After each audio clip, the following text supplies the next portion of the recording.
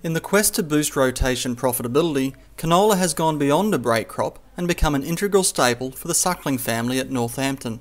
This trend has been evident right across the high rainfall areas of the northern wheat belt and led to a big contraction in lupin and field pea plantings. Canola is really important now. We used to grow a lot of lupins and some field peas, but on the red loam soils we were really unprofitable growing those crops. We were finding that we were not making any money in that break crop year for our two cash crops, which were wheat. And now with canola, that's taken over from the lupins and field peas as the wheat canola in the rotation. In the last couple of years, canola has actually been our highest gross margin crop. But a major downside is the cost of managing sclerotinia, the main cause of canola stem rot in the region. This disease has been identified as a major research priority by the Grains Research Development Corporation and the Geraldton Port Zone Group of its Regional Cropping Solutions Network. In 2012, the RCSN funded a project led by Geraldton-based plant farm agronomist Richard Quinlan, which was carried out in conjunction with the Department of Agriculture and Food WA and local agronomists. Its focus was to better understand sclerotinia and its life cycle in the northern wheat belt. Sclerotinia has been around now for, in the northern agricultural region of WA for the last 10-15 years. We see it really massive outbreaks in years like 2011, or pretty much the wet years. The years we have wet, high potential crops is when the disease really does most damage.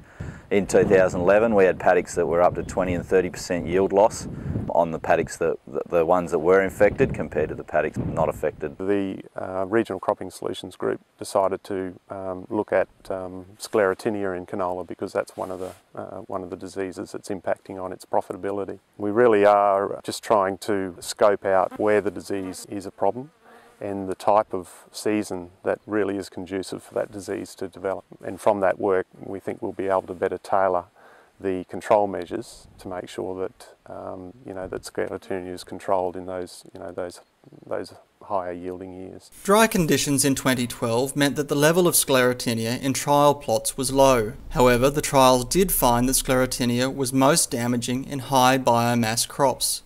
Mr. Quinlan says that even under very dry conditions, there were crops that lodged in places due to damaging levels of sclerotinia, indicating how prolific this disease can be in wetter seasons. Crop biomass is a good indicator of a lot of the different aspects of the disease that really breed it and make it breed up in the crop and become significant. We're thinking that if we can monitor crop biomass, then we can also monitor those crops which are likely to suffer from the disease. Like in 2011 we found that we had really big crops. They cabbaged really massively before they started flowering, so the microclimate underneath the canopy was really wet, really humid, and an ideal situation for the sclerotinia apothecia to get started.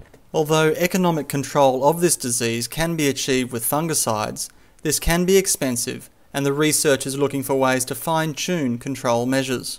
Still at the moment there's not a real best management practice. The best management we know is if we had a 2011 type season again, we would definitely spray before the crop began to flower, and from the information we're being told at the moment, and it is put like really early in the trial data, I would probably do another spray at about 10 to 15% flowering, which is $60 a hectare and a significant cost. Mr. Quinlan says crop biomass imagery has potential as a future measure of conditions for sclerotinia infection and as a tool to determine when fungicide control would be timely, accurate and cost-effective. The Department of Ag, who was involved with the research last year and did a lot of the hands-on research, looking to develop a forecasting system for sclerotinia.